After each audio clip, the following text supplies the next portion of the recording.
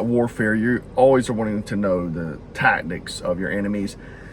Even if you look at football, like, you want to know what the other team is doing, so you watch, hours of tape to see, their tactics or strategies.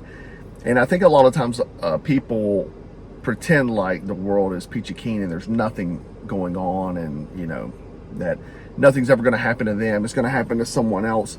But in reality, in today's world where we have, just rampant crime, the possibility of something happening to you is increasing daily.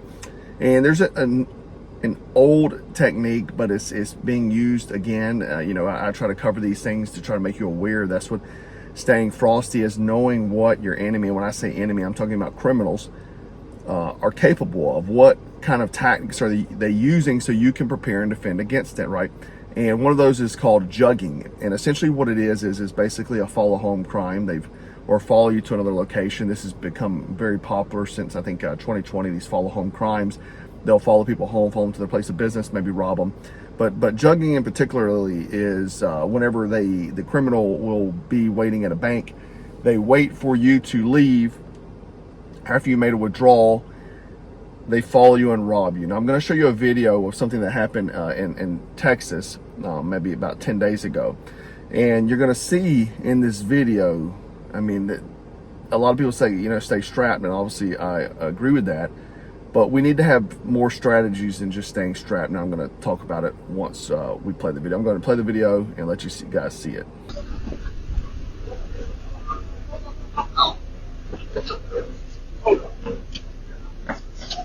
Give it up.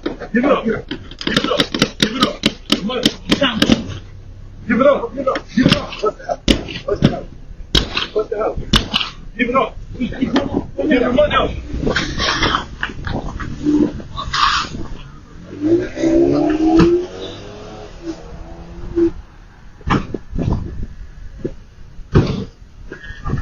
So what you saw was a man getting home, okay, and he backed into his driveway, and which is good. But he had three armed men, okay. So being in a vehicle, this is known as a bullet magnet, number one, right? You're confined. You can't really move for cover.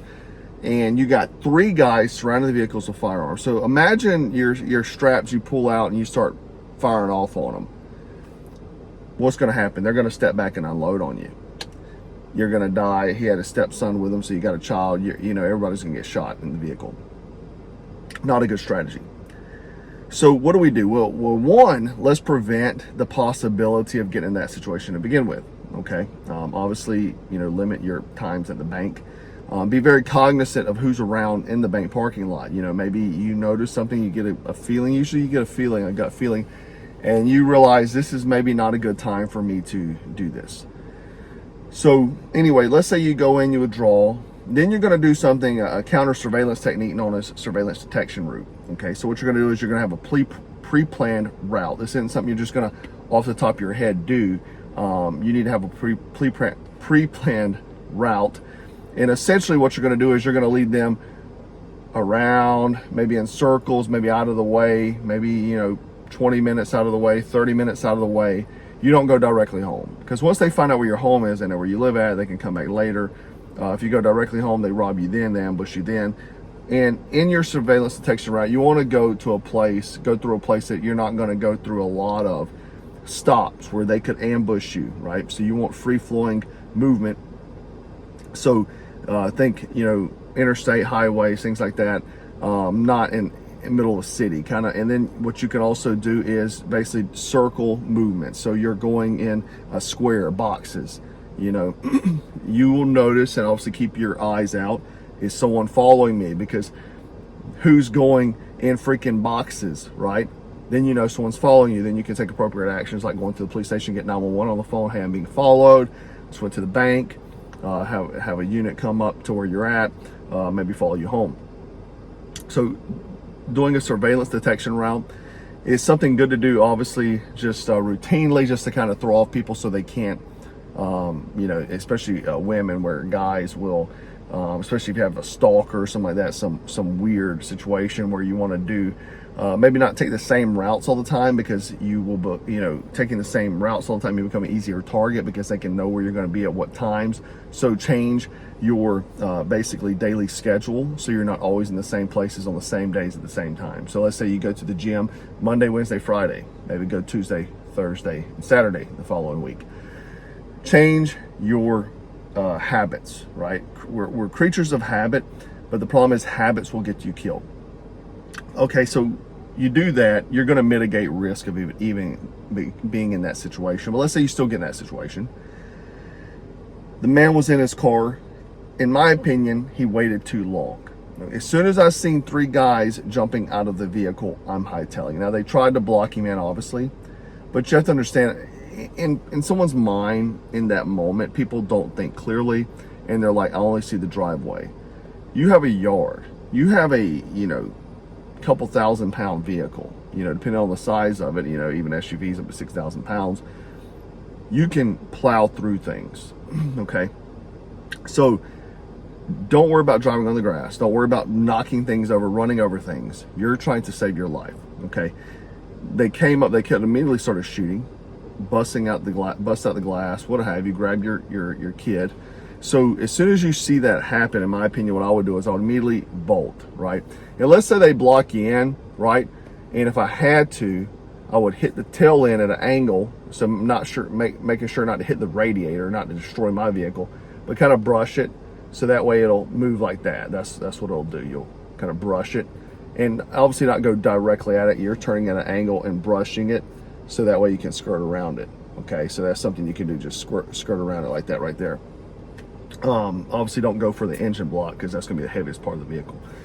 And if you back in, even better, because you don't have the engine block to worry about. You can back out and hit them. You have a vehicle. That's a weapon. You know what I mean? I'd have plowed over them guys as soon as I saw them get out of the vehicle. They're brandishing firearms. They're not there to give you a gift basket. So these are things you can do. And obviously getting out of Dodge, getting off the X is the best thing to do. Not getting in a gunfight, not in a vehicle.